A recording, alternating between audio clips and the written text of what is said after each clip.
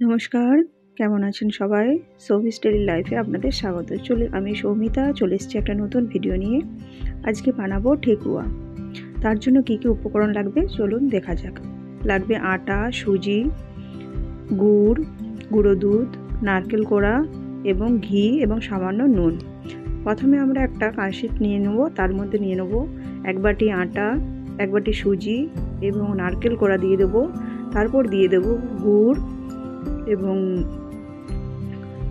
গুঁড়ো দুধ, কেউ চিনিও ব্যবহার করতে পারো, গুড়ের বদলে ঘি দিয়ে দেবো এবং সামান্য স্বাদ অনুযায়ী লবণ। তারপর সেটাকে ভালো করে মেখে আমরা একটা শক্ত টাইট ডো তৈরি করে নেব।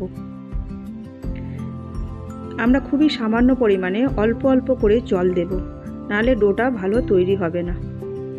আমি আবারও বলছি, খুবই অল্প অল্প জল দিয়ে আমরা ডোটাকে একটা শক্ত টাইট ডো তৈরি করে নেব।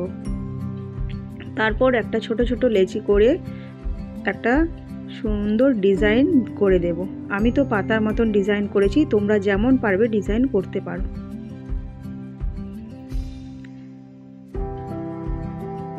বিহারিরা সাধারণত এটা ছট পুজোর প্রসাদ হিসেবে ব্যবহার করে থাকে।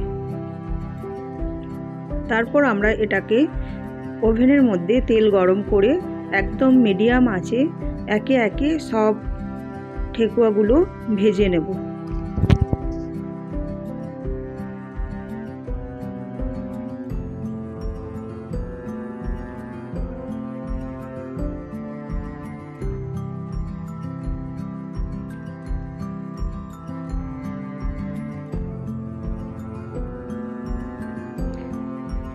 তারপর বাকি যেগুলো আছে সেগুলোকেও আমরা পরপর করে ভেজে নেব।